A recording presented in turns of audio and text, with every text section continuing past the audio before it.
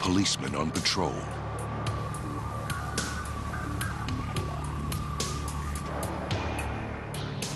But this is not a typical beat in an average city. This is Kosovo, a war-torn region of southern Serbia.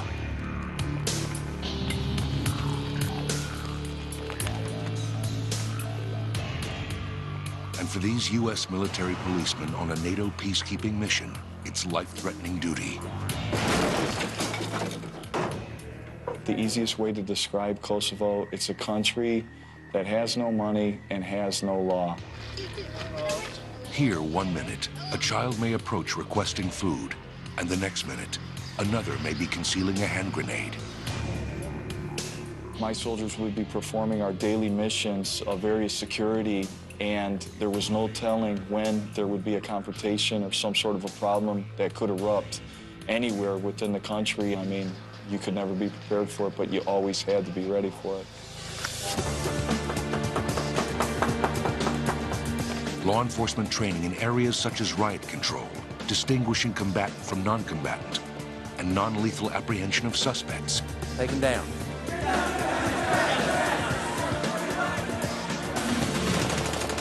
Is what separates MPs from typical combat soldiers. And it's what makes them valuable to peacekeeping operations. My first thing is not to open fire. I'm going to assess the situation. I'm going to report. I'm going to deal with the situation here. When it exceeds my capability, I'm going to get somebody in to assess. That's what we're used for. MPs are increasingly a force of choice. Commanders headed for areas of civil strife anywhere in the world would not leave home without them. Yet this was not always the case. It took more than a century and a half for U.S. leaders to recognize the full value of their military police. MPs can trace their roots back to George Washington's Continental Army.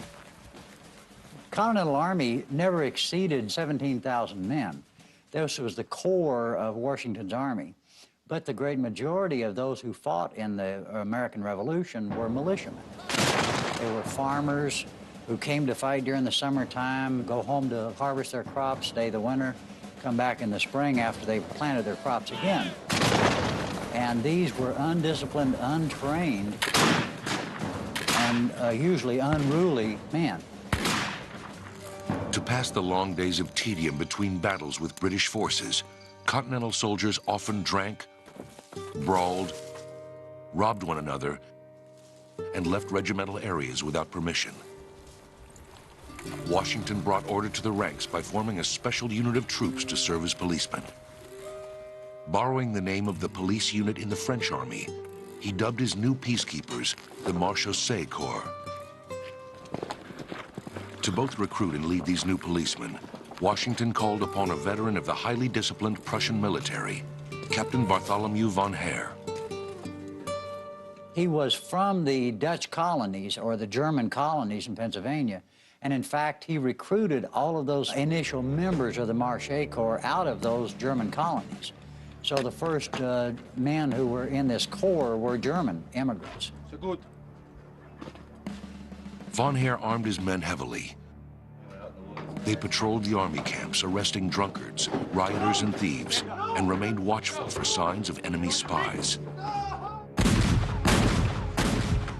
During battle, the Marechaussee Corps guarded rear areas, gathering stragglers, controlling prisoners of war, and protecting baggage and supply lines from attack.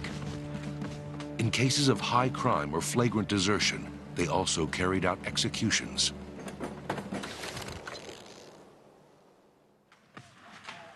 At the Battle of Yorktown, Marechaussee troops served as General Washington's personal bodyguards. While the Continental Army fought British attackers on land, the Continental Navy battled marauding English frigates that threatened U.S. coastal waterways. Military discipline on Navy ships was the responsibility of each ship's master-at-arms, usually the toughest, burliest enlisted sailor. The Master-at-Arms duties as a subordinate to the first lieutenant was to make sure that discipline is kept aboard the ship, that no sailors desert or leave the ship without authorization, to inspect any and all things that are brought aboard the ship, to take care of any prisoners, either naval prisoners or prisoners of war, and to make sure that the ship's company is familiar with the use of small arms and with basic infantry tactics. The Master-at-Arms tradition stretched back to the reign of Charles I of England, and it continues to this day. On land, however, the end of the war brought an end to the Marechaussee Corps. With the defeat of the British, the citizen soldiers of the Continental Army returned to their farms and businesses. Shortly afterwards, General Washington ordered his police corps disbanded. For the next several decades, units within the small standing U.S. Army would police themselves. On April 12, 1861, Confederate guns fired on Fort Sumter, the federal military post in Charleston Harbor. Once again, citizen soldiers sprang to arms. But hasty organization, abbreviated training periods, and inexperienced commanders bred discipline problems in the ranks. En route to Bull Run, the first major battle of the war, Union troops under General Irvin McDowell strayed from the ranks as they passed Southern homes and farms. And they started pillaging, they started taking whatever they wished along the way. Now, General McDowell may not have objected to them taking the property, but it was undisciplinary. McDowell ordered the formation of a provost corps, a military police force, to keep soldiers in line. Like their predecessors in the American Revolution, these military policemen prevented soldiers from plundering, enforced curfews, seized contraband, tracked deserters, and when necessary, joined in the fight. Later in the war, some of these duties passed to the VRC, the Veterans Reserve Corps, a secondary police unit comprised of wounded veteran soldiers. These were men who were not wounded beyond use. They were wounded beyond service in a line unit. So they were formed into companies, battalions, to perform military police duties. In other words, they protected the commissaries, they protected the quartermaster depots. They're the ones who escorted prisoners of war to the prisons in the North. They also administered enlistment stations. But in 1863, voluntary enlistment in the Union Army virtually ceased. The signing of the Emancipation Proclamation outraged the working class, the primary source of enlistees.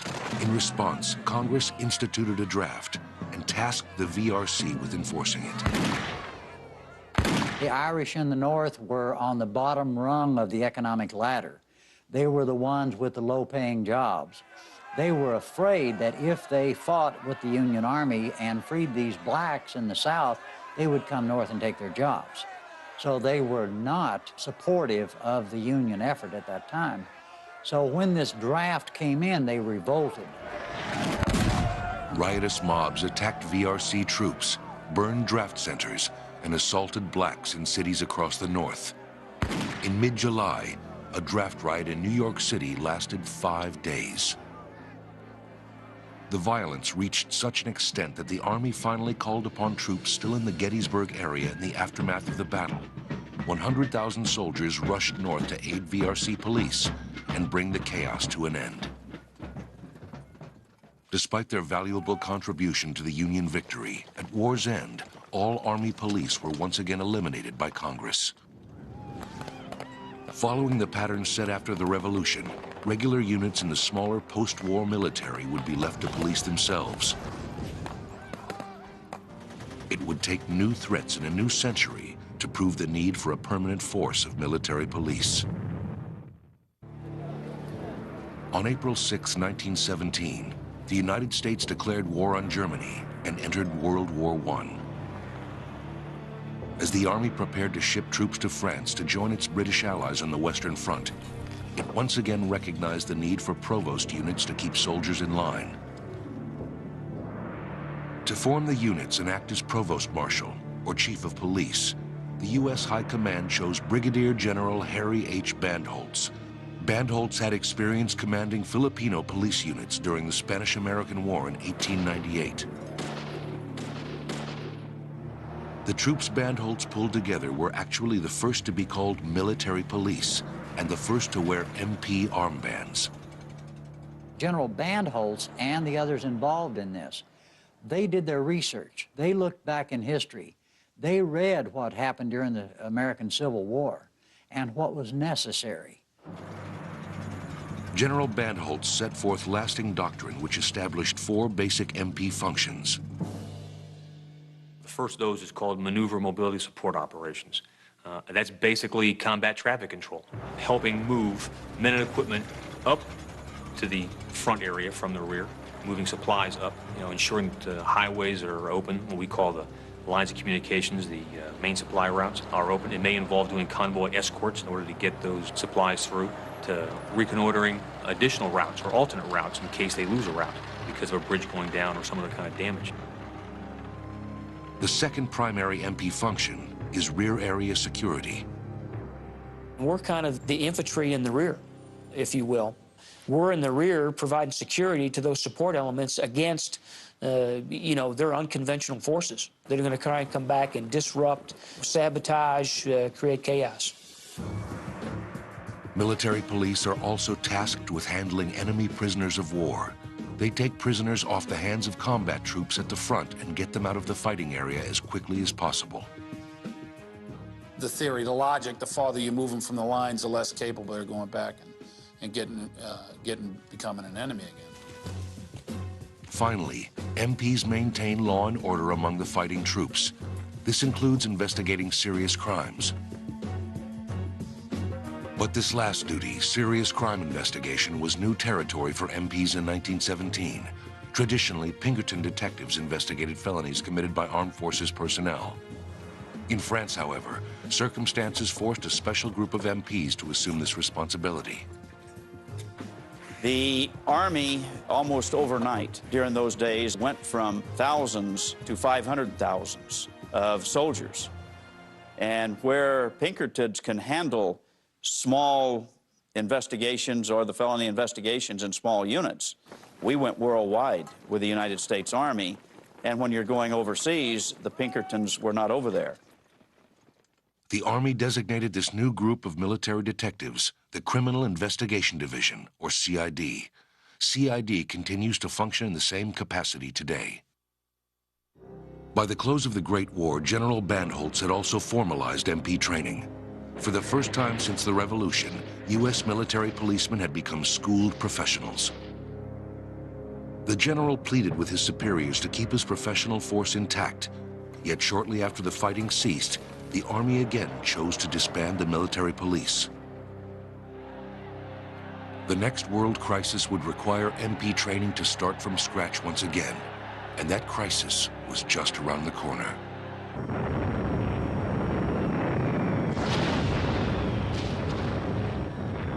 In 1939, the attitude of U.S. leaders regarding the need for a full-time military police force changed overnight. Hitler's invasion of Poland in September raised concern for the safety of U.S. security installations. Congress soon authorized the formation of a centralized MP command. The Military Police Corps, permanent this time, took shape on September 26, 1941. It began with an authorization for 2,000 policemen. By 1945, that number had swelled to over 200,000. World War II brought a phenomenal expansion to both the Army and the Navy. Aboard ship Masters-at-Arms, the MPs of the sea continued in their traditional law enforcement capacity, but on shore, crew members were beyond the reach of their Masters-at-Arms. To ensure sailors behaved themselves at liberty ports, personnel from each ship were assigned temporary shore patrol duty. They would go through the town, various areas. They would enforce what was off limits. Establishments, for various reasons, could be declared off limits. So the shore patrolman had to know which of these establishments were, where they were, and basically enforce that sailors did not frequent these areas. They also were used in troop movements during World War II very extensively. Troop trains were heavily used during the Second World War, especially with Navy personnel. So they would accompany the Navy troop trains to make sure that the sailors were orderly, that they got fed, and things of that nature. MP duty in the Marine Corps was also a temporary assignment. the Marines would not create a permanent police force for several decades. The Air Force, while still part of the Army, required police for a new, non-traditional, and exceedingly hazardous function: the defense of air bases. Military police in the Army ordinarily didn't have a combat role in World War II, although there are combat MPs standing close to the front line directing traffic and under fire. But it's not a combat role, per se, it's a support role. The Air Force police are defending bases in foxholes with weapons, taking fire from the enemy and returning that fire. A constant threat for all MPs throughout the war was enemy infiltration into rear areas. For MPs in the Battle of the Bulge, one infiltration struck frighteningly close to home. In December of 1944, Hitler's army launched a last-ditch counteroffensive against Allied forces stalled along the German border. A key element of the attack plan was sabotage. The Germans recruited from their regiments or from their ranks English-speaking German soldiers, and they dressed them as military police, and they infiltrated our lines, and they caused chaos. They were directing traffic in different directions, exactly the opposite of where they're supposed to be going. The German infiltrators were commandos whose primary mission was to kill U.S. generals, including Supreme Allied Commander Dwight D. Eisenhower. When word went out that German commandos dressed as American MPs were out to kill Ike, security operatives surrounded him to a point at which he could hardly function. But this reign of terror was short-lived. The imposters soon exhibited suspicious behavior that gave them away. Most were discovered by real MPs or other American soldiers and either captured or killed. At the end of the war, military policemen were part of the Allied occupying force in Germany. They guarded Nazi prisoners at the Nuremberg war crimes trials and executed condemned Germans at the trial's conclusion.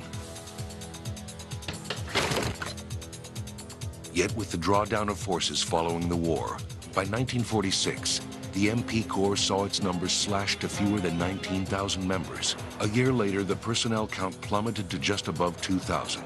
The same number as at the Corps' inception. Yet this time, the unit remained alive, and in the years to come, it would be forced to cope with a new and extreme form of military police work: combat support.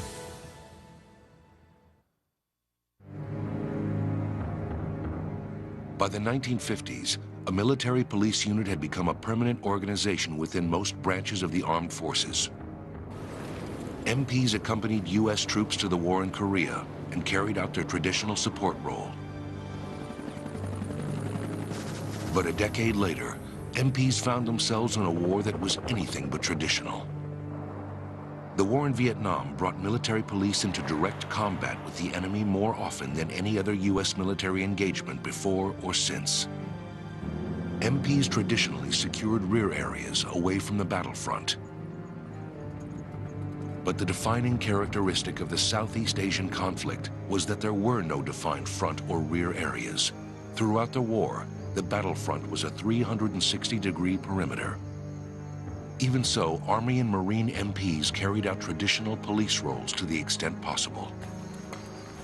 Fulfilling their duties, however, often required them to trudge into the jungle on enemy search and destroy missions alongside regular troops.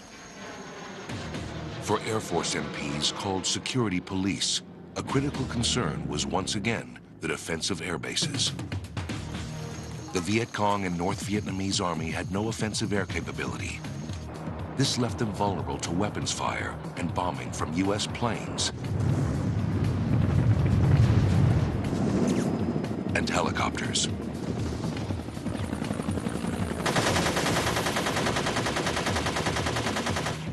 Their only defense was to destroy U.S. aircraft on the ground.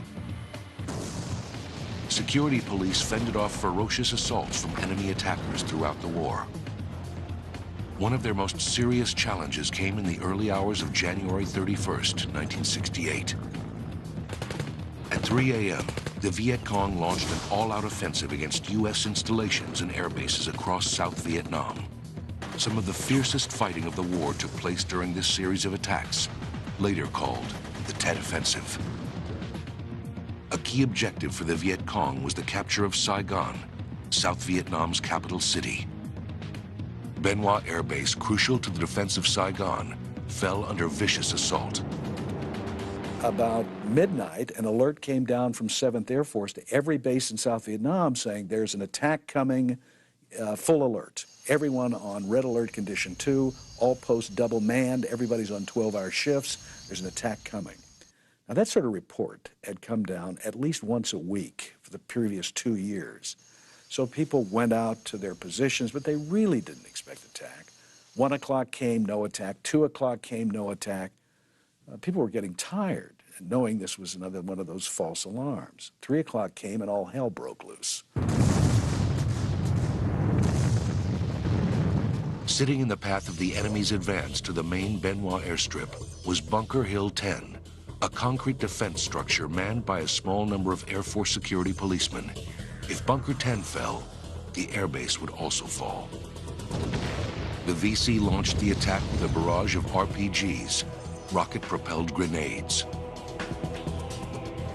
The captain of the base's security police, Reginald Mazie, was at the opposite end of the installation. Knowing the strategic importance of Bunker Hill 10, Mazie drove his vehicle through enemy fire to reach the position and lead its defense. When he arrived there, he found all the Viet Cong in the world coming through the perimeter, and there was nothing he could do about it. The first rocket round that the VC fired hit the machine gun at Bunker Hill 10. That left 4 men there with M16 rifles to hold off approximately 700 armed Viet Cong. Mazie radioed for help and formed a contingent of about 40 reinforcements in a defensive line with the bunker at its center. Several times during the fight, Captain Mazie left the security of the bunker to coordinate with the command post by radio. On one such trip, he was hit by enemy fire, but he continued to make reports and encourage his men. Helicopter gunships soon arrived to assist. On Mazie's final trip outside the bunker, he took a direct hit from an enemy rocket and was killed instantly. By this time, Staff Sergeant Pete Piazza, who was in charge of the resupply truck for that sector, had arrived and had been informed that someone had to take out those RPG people who were firing at the bunker. Well, he was one of the best shots with the grenade launcher in the squadron. He just happened to be there. Took up his 179, his single-shot grenade launcher, and began exchanging shots with the RPG people. And his 13th round hit their ammunition pod, blew them all sky high. And that was the end of the RPGs and most of the morale behind that attack on Bunker Hill 10. Due in large part to Reginald Mazie's selfless leadership and Pete Piazza's skill and heroism under fire, the Bien Hoa Security Police repulsed the VC attack. But 20 miles south of Bien Hoa, in Saigon, Army MPs at the U.S. Embassy were in a fight of their own. That same day, an organized force of more than a dozen Viet Cong guerrillas blasted a hole through the perimeter wall of the U.S. Embassy compound. Unable to make entry into the embassy itself, the attackers took defensive positions behind large concrete planters which lined the building. A skeleton crew of embassy guards locked inside put out a call for help. Paul Healy and a few other members of the 716th Army MP Battalion, the unit tasked with guarding Saigon, were the first to respond. It was Healy's last shift as an MP in Vietnam. He was scheduled to return to the States the next day. Network news crews covering the fight at the embassy caught the young MP on film. We pulled the Jeep up against the wall. Myself, I pulled one Jeep, and a sergeant on the other side pulled the Jeep up, and we could see over, standing on the windshield of the Jeep, we could see over and see inside the embassy. And I shot 2 Vietnamese, because I had the angle, I shot 2 behind the flower pots. With covering fire from other MPs and a civilian government operative, Healy then made his way across the compound to the front of the embassy building. When I got to the door, a Viet Cong that I had shot from outside threw a hand grenade. It bounced off my leg, and I fell to the ground and went behind another body, another Viet Cong body, and it took the brunt of the explosion, and I shot that Viet Cong. The guards inside the embassy were in shock and would not open the door for Healy, so he began fighting his way toward the ambassador's residence in the rear. He used the concrete planters for cover.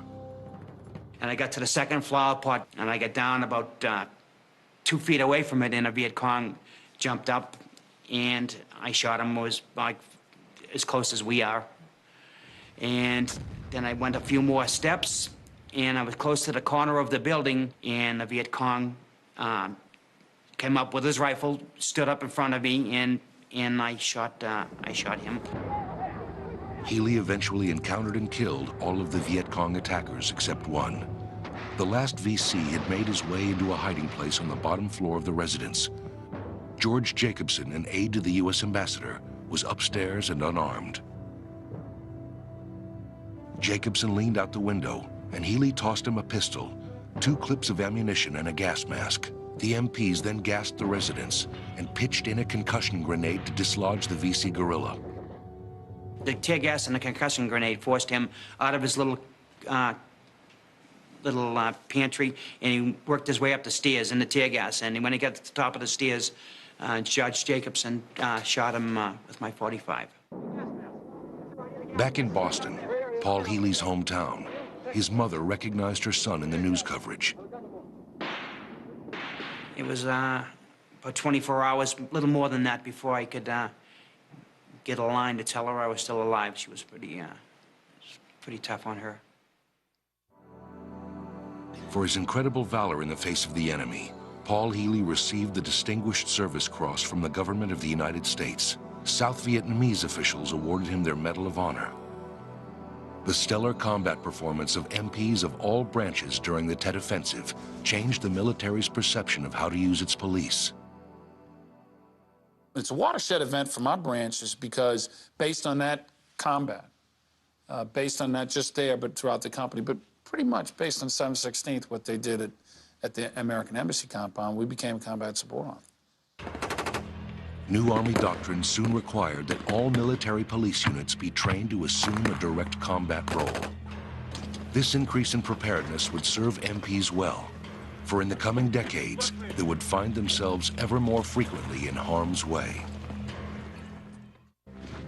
Military policemen are soldiers first. Despite their future roles as law enforcement officials, today, Army, Navy, Marine, and Air Force policemen and women must pass through the same basic training as every other member of the armed forces. Depending on branch of service and status as officer or enlisted, a recruit's basic training is 9 to 14 weeks of physical conditioning, intensive study, and incessant drill. A time when recruits must prove their physical and psychological fitness for military service. I'm tired of you! I'm tired of teaching you, and you don't learn. Push, push, push, down it, back up. Those who pass the test advance to technical schools in their chosen career field. Prospective Army MPs train at Fort Leonard Wood, Missouri. For us, we have what we call OSUT, One Station Unit Training. So when a soldier comes to the MP school to become a military policeman, we put them through basic training and MP school. So we train them in the basic skills that every soldier gets trained in, and then, we take them through the military police specific skills. So when they walk out and they graduate at the end of 17 weeks, they're ready to go to a unit and perform as a basically trained military policeman or woman. When I give you the order of command, are you gonna fall out and get in my house, you understand? Yes, sir! Are you gonna attack my head, you understand? Yes, sir! Are you gonna make a head call and then you're gonna get back online, you understand? Yes, sir! Marine Corps MP recruits undergo basic training elsewhere and then travel to Fort Leonard Wood for MP school. Soldiers and Marines often train side by side. They learn some basic laws, the Uniform Code of Military Justice. They learn about apprehensions and searches and seizures and basic principles about collecting evidence and protecting crime scenes. They also qualify with the primary military police weapons, the 9mm pistol, the squad automatic rifle, and the Mark 19 grenade launcher. Go to the strong side, compliant escort position. And they learn unarmed self-defense. So we teach them some basic things, some takedowns, and some different methods of how to in-place hand irons. You're going to swing this empty handcuff down toward the rear end and cuff up on the pinky side of their hand and snug it up. And conduct searches as well. Those kind of things that are important once you decide that you're going to have to take somebody into custody for their personal safety and the safety of the military policemen as well. Students also train to deal with some of the more subjective aspects of police work. One of those aspects is just dealing with the public, whether the public is the dependent wives and children aboard the base or the Marines themselves. There's a requirement to understand the escalation of force, for example, being able to go from controlling people with just your voice, like civilian law enforcement officers do, up through the requirements for deadly force if necessary.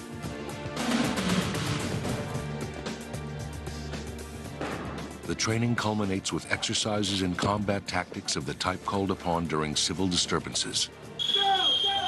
Good opportunity to expose them to that kind of threats where they got obstacles. They may have to hoist somebody into a building through a window, search a building from the top down, unknown rooms, things around other corners, those kinds of things that not the average threat that you're used to. It's there in front of you. It's kind of the unknown, what's hiding behind that door. And it keeps them thinking. As part of their training for quelling civil disturbances, the students don protective gear and learn how to conduct themselves as part of a riot control squad. They'll work the basics of the formations and how to get into echelon left, echelon right, wedge formation, how to do what we call the stomp and drag. Those kinds of things that are fundamentally important to be out there and be organized and be able to diffuse something. Hey, when you end up in that formation, it is hard to maintain your control.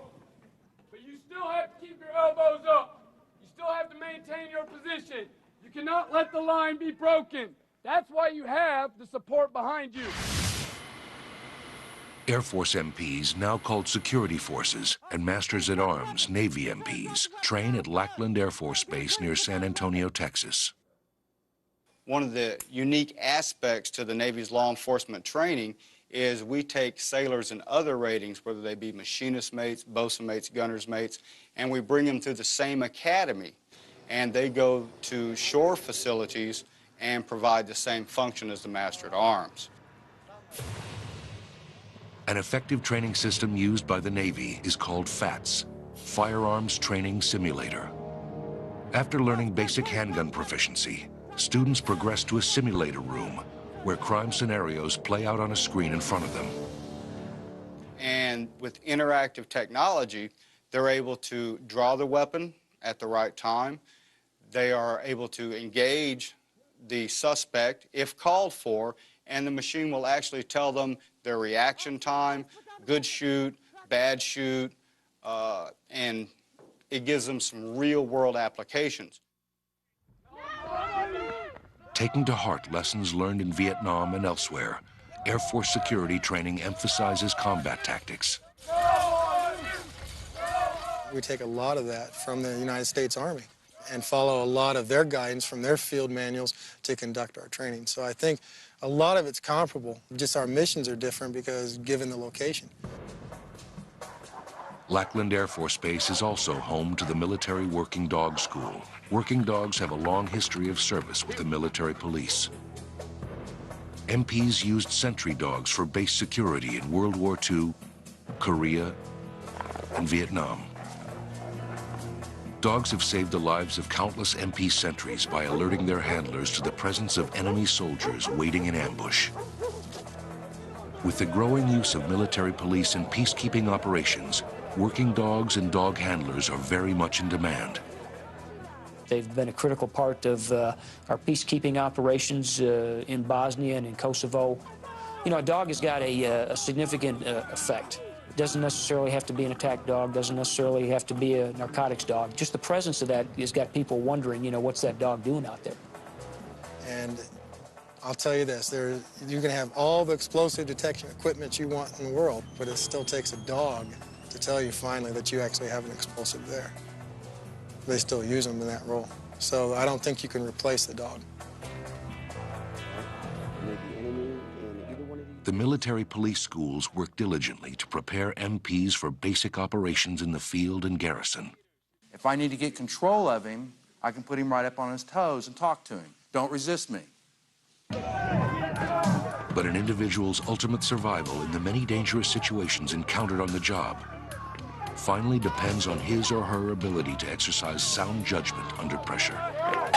You're out there as the eyes and ears of the commander. You're protecting the installation from people that would harm them. So that's a lot of time aboard them, surrounded by some really significant emotional events. Events that sooner rather than later will confront most MPs with life or death decisions. Good evening, Sergeant. Good evening, Corporal Lee. How you doing? I'm doing good, Sergeant. What's your Marine Corps order on deadly force?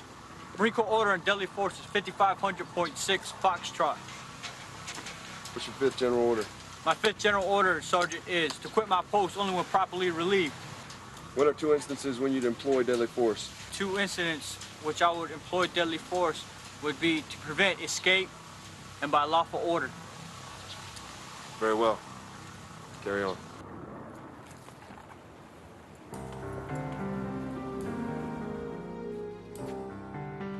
Military police guarding and patrolling government installations in the U.S. must be every bit as cautious and vigilant as their counterparts in combat zones across the globe. Garrison MPs often find themselves in life-threatening circumstances. What they essentially do is the same law enforcement function that you'll find done in any town, in any county in the United States of America. They respond to the same types of crimes. Fortunately, we've got a smaller population and a much more regimented population than the American population at large, so we don't have the same level of problems. But we are a microcosm of American society, so we do have some cases of rapes, robberies, murders, etc. Those kind of things do take place. Regardless of their assigned duty, MPs must always be prepared for the unexpected. At any moment, you could be called upon to step in and react to a threat. You could have a hostage situation on base. You could have somebody trying to enter your base into your nuclear restricted area. And in those types of situations, your training and everything else has to come into play. MPs approaching cars on routine traffic stops may suddenly find themselves endangered. You pull a vehicle over that you thought was for a bad headlight. And, you know, they had just come on post from robbing the 7-Eleven downtown. And they think you know that. And obviously a situation like that can deteriorate. MPs must remain equally ready to put their policing skills to work across the globe. Greater use of NATO peacekeeping forces in politically volatile regions around the world has placed military police in an increasingly important role. From 1941, or right prior to World War II, to the fall of the Berlin Wall in November '89, the Army was used about 11 times. From, you know, the fall of the Berlin Wall to today, the Army's had a 333% increase of deployments. When you're a national command authority, or when you're a SINC commander-in-chief, and you want to bring in something that assists you and doesn't accelerate what's going on or make it worse or make it degenerate into a brawl, it's a different political signature when you send a military police outfit in. In the 1990s alone, American MPs have assisted the Kurds in Iraq, protected refugees in Guantanamo Bay, Cuba, taken part in Operation Provide Relief in Kenya, and restored hope in Somalia. Currently, they face danger every day, keeping the peace between ethnic Albanians and Serbians in Kosovo. It's a mission that presents an odd mix of physical and psychological challenges. You are now dealing in a country that's infrastructure is shattered. You're dealing with a population that's against each other. And you're supposed to establish peace so that the governmental functions can take control. It's tough to do that during a firefight. It's tough to do that when you're blowing up the infrastructure. It's tough to do that when a family can't sit in its house and be assured that it's not going to be bombed or the house set on fire. So that's kind of the mission set you're kind of walking into. First Sergeant John Amabile spent 6.5 months in the troubled region. We encountered every aspect of law enforcement, from assaults to rape to murder. It's a country with no law enforcement, except for the U.S. Army.